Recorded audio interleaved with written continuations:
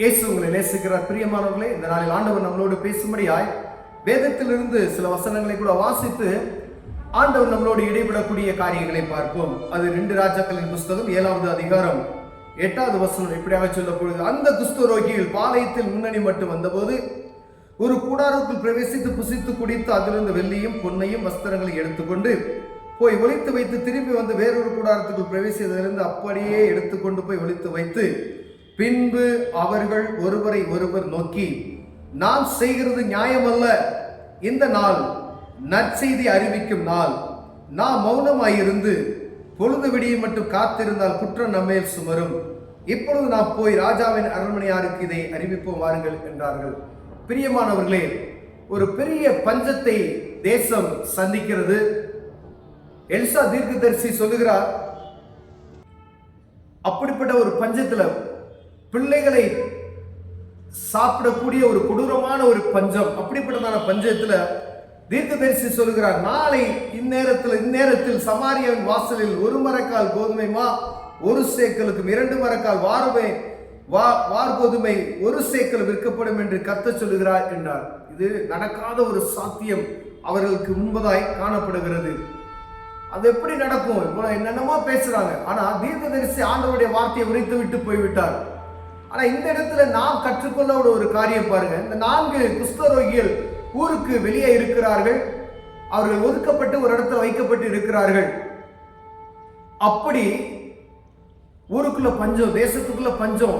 இவங்க வெளியே ஊருக்கு விட்டு வெளியே இருக்கிறாங்க. இவங்களுடைய வியாதியின் நிமித்தமாய் வெளியும் சாப்பாட்டுக்கு ஒன்றும் கிடைக்கல. ஊருக்குள்ள போனாலும் நமக்கு உணவு இல்லாமல் செத்து போவோம், எதிரியுடைய அந்த கூடாரத்துக்கு போவோம் என்று சொல்லி அவங்களுடைய எதிரி படையை இருக்கக்கூடிய அந்த போர்க்களத்துக்கு அவர்கள் போகிற சூழ்நிலையை நாம் வாசித்திருக்கிறோம். பிரியமானவர்களே, அப்படி போகும்பொழுதுதான் அங்கு ஆண்டவர் அற்புதங்களை செய்திருக்கிறார். இஸ்ரவேல் ஜனங்களுக்கு அறிவிக்கப்பட்ட அந்த தீர்க்க தரிசனம் நிறைவேறும்படியாக அங்கு குதிரைகளுடைய இறைச்சலையும் ரதங்களுடைய இறைச்சல்களையும் கேட்கும்படி செய்து அந்த பாளையத்தில் இருந்த எல்லா சீரிய ஜனக்கூட்டங்களும் ஓடி போக செய்தார்.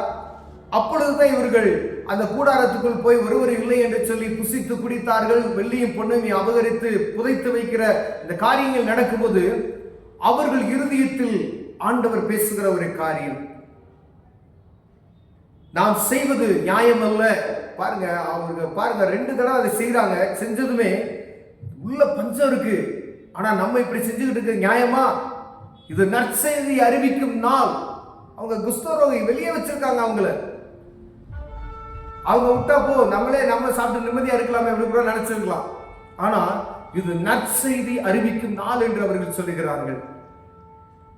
நாம் மௌனமாய் இருந்தால் விடியல் காலத்துல நமக்கு மேல குற்றம் வந்து சுமரும். பிரியமானவர்களே, ஆண்டவர் உங்களோடும் என்னோடு பேசிக்கொண்டு இருக்கிறார். இயேசு கிறிஸ்துவை சொந்த இரட்சகராய் நாம் ஏற்றுக்கொண்டு விட்டோம். ஆனால் ஏற்றுக்கொண்டு இந்த இன்பத்தை பிறருக்கு சொல்லாமல் மௌனமாய் இருந்தால், இந்த நற்செய்தியை அறிவிக்காம இருந்தால் குற்றம் நம்மேல் சுமரும் என்று ஆண்டவர் சொல்லுகிறார். பிரியமானவர்களே, ஒரு குஷ்டரோகியை பாருங்க, 2 தடவை அந்த காரியத்தை செய்யறாங்க. திருப்தியான போல ஒரு சூழ்நிலை வருகிறது. ஆனா இது நற்செய்தி மக்களுக்கு சொல்லணும் போய் சொல்றாங்க. உடனே கோட்டை வாசல்ல போய் காவல்காரங்கிட்ட போய் சொல்றாங்க, இப்படி இருக்கு அப்படின்னு சொல்லி. ராஜா அதுக்கப்புறம் தான் அவங்களை பரிசோதித்து அதெல்லாம் போய் பாதி வழியில் துரத்தி போய் சீரிய தேசம் அவங்கெல்லாம் ஓடுறாங்களான்னு சொல்லி பார்த்துட்டு அதுக்கப்புறம் தான் படையே உள்ள வந்து ஆக்கிரமிப்பு பண்றாங்க. ஆனா தேசத்தினுடைய சூழ்நிலைகள் வேற. இவங்க சொல்ற 2 காரியம் பாருங்க.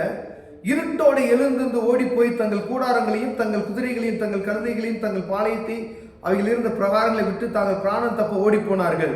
ஆனா குஷ்டரோகியர்கள் இந்த 4 பேர் பாருங்க, குஷ்டரோகியான 4 பேர் ஒளிமுக வாசல்ல இருந்தார்கள். அவர்கள் ஒருவரை ஒருவர் நோக்கி, நாம் இங்கே இருந்து சாக வேண்டியது என்ன? பட்டணத்திற்கு போவோம்னாலும் பட்டணத்துக்குள் பஞ்சம் உண்டாயிருக்கிறது, அதனாலே அந்த சாபம். நாம் இங்கே இருந்தாலும் சாபம். ஆகையால் இப்பொழுது சீருடைய ராணுவத்திற்குள் போவோம் வாருங்கள். அவர்கள் நம்மை நம்மை உயிரோட வைத்தால் பிழைப்போம், நம்மை கொண்டால் சாபம் என்று சொல்லி. ஐயா, தேசம் பலதரப்பட்ட சூழ்நிலையில் இருக்கிறது. சுவிசேஷத்தை அறிவிக்குவதற்கு ஒரு பயத்தின் சூழ்நிலையை காண்பித்துக் கொண்டிருக்கிறது. தன் ஜீவன் போனாலும் பரவாயில்ல, நீ உள்ள இருந்தா என்ன, ஆண்டவருக்கு கணக்கு ஒப்புவிக்கணும். இது நற்செய்தி அறிவிக்கும் நாள். உள்ள இருந்தா குற்றம் நம்மேல் வரும். ஒருவேளை இந்த நற்செய்தியை நம்ம அறிவிக்காம அப்படியே உட்கார்ந்து இருந்தோம்னா, மௌனமாய் இருந்தோம்னால் ஆண்டவர் சமூகத்துல நாம் குற்றவாளியாய் நிற்போம். பிரியமானவர்களே, அவர்கள் பாருங்க, ஜீவன் போனாலும் பரவாயில்ல, அங்க போவோம் அப்படின்னு சொல்லி போறாங்க. அதே போலதான் தேசம் எப்படி இருக்கிறது அப்படின்னு பயந்துகிட்டே இருந்தோம்னா பயந்துகிட்டு தான். துணிந்து பாருங்க, இந்த 4 குஷ்டரோகிட்ட நம்ம கற்றுக்கொள்ள வேண்டிய காரியங்கள். எதிரியுடைய நாட்டுக்கே உள்ள போறாங்க. உயிரோட வச்சா வைக்கட்டும், இல்லைன்னா சாவோம் அப்படின்னு சொல்லி. நாம் வெளியில போய் சுவிசேஷத்தை அறிவதற்கு நமக்கு ஒரு இருதயத்துக்குள்ள ஒரு பயம். யாராவது ஏதாவது சொல்லிடுவாங்களோன்னு சொல்லி நாம் அறிவிக்க போறது நற்செய்தி, அவருடைய ஆத்தும மீட்பு. ஒருவேளை அது நிமித்தம் வரக்கூடிய பாடுகளை நம்ம அனுபவிப்பதற்கு ஆண்டவர் நமக்கு பலன் தருவாராக. ஆனா இந்த சுவிசேஷத்தை நாம் அறிவிக்காமல் போனோமானால் நாம் குற்றவாளியாய் நிற்கக்கூடிய ஒரு சூழ்நிலை வரும். நற்செய்தியை எல்லா ஜனங்களும் அறிந்து கொள்ள முடியாது. உங்களுக்கு பார்க்கிற எல்லாருக்கும் சொல்லுங்க, உங்க உறவினர்களுக்கு சொல்லுங்க, பக்கத்து வீட்டுக்காரங்களுக்கு சொல்லுங்க. ஒருவேளை பக்கத்து வீட்டுக்காரங்களுக்கு கூட நம்ம சொல்ல முடியாத ஒரு சூழ்நிலையில இருந்தோம் அப்படின்னு சொன்னா ரொம்ப கஷ்டம். பக்கத்து வீட்டுக்காரங்களே நம்ம சொல்ல முடியல. ஆனா இயேசுவின் அன்பை பத்தி கண்டிப்பா சொல்லணும். ஏன்னா ஆண்டவர் ஒவ்வொரு மனிதனும் ரட்சிக்கப்படும்படியா அவருடைய வருகை தாமதமாகிக் கொண்டு இருக்கிறது என்பதை ஒவ்வொரு ஜனங்களும், தேசத்தினுடைய ஜனங்களும், உலகத்தினுடைய ஜனங்களும் அறிந்து கொள்ளும்படி ஆண்டவர் விரும்புகிறார். இந்த நற்செய்தியை அறிவிக்காமல் போனோமானால் நாம் குற்றவாளிகளாக இருப்போம். பிரியமானவர்களே, அவங்க குஷ்டரோகிகள் தான். ஆனா ஒரு பெரிய நற்செய்தியை சொல்லணும்னு சொல்லி அவங்க போய் சொல்றாங்க. தேசத்துக்கு ஒரு நற்செய்தி அப்படின்னு சொல்றாங்க. இயேசு கிறிஸ்துவின் அன்பு ஜனங்களுக்கு நற்செய்தி. அவர் பிறந்தது ஒரு நற்செய்தி.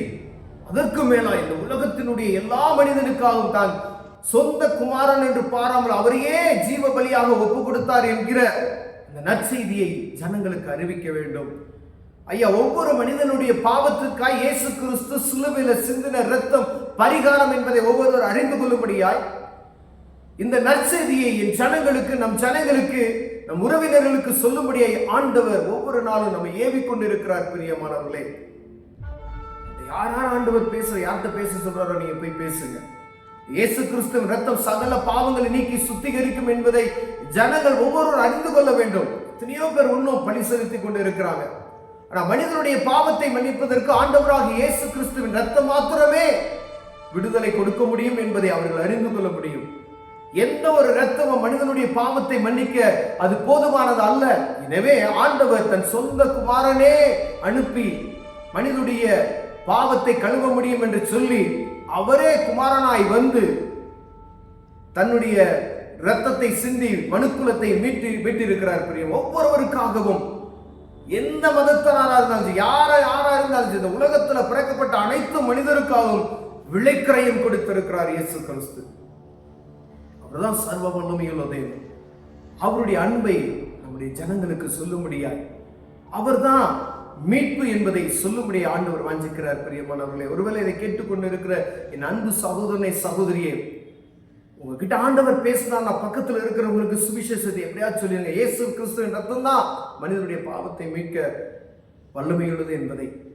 ஒருவேளை இந்த செய்தியை பார்த்து கொண்டு இருக்கிறவங்க யாருக்கா ஷேர் பண்ணுங்க. அது ஒரு சுவிசேஷம். ஒருவேளை நீங்க போய் சொல்ல முடியல, ஒருவேளை உங்களால இப்படி பேச முடியல அப்படின்னு சொன்னா யாருக்காவது உங்களுக்கு தெரிஞ்சவங்களுக்கு பாரத்தில் இருப்பாங்க, இயேசுவின் அன்பை பற்றி அவங்களுக்கு சொல்லுங்க, ஷேர் பண்ணுங்க. ஏதாவது ஒரு ஊழியத்தை ஒவ்வொருவரும் செய்யும்படி ஆண்டவர் வாஞ்சிக்கிறார். நற்செய்தியை அறிவிக்க நாம் தவறிவிட்டோமானால் குற்றவாளிகளாக இருப்போம் என்று ஆண்டவர் சொல்லுகிறார். பிரியமானவர்களே, கண்களை மூடுவோம். ஜெபம். அன்பின் தகப்பனே, அருமையான நாளுக்காய் ஸ்தோத்திரம். ஆண்டவரே, நற்செய்தியை அறிந்திருக்கிற நாங்கள் அதை அறிவிக்காதபடி இருக்கிறோம். கிருபை பாராட்டுங்கய்யா, ஞானத்தை தாங்க, அறிவிக்க உதவி செய்யுங்க. இயேசுவின் நாமத்தில் பிதாவே, ஆமென்.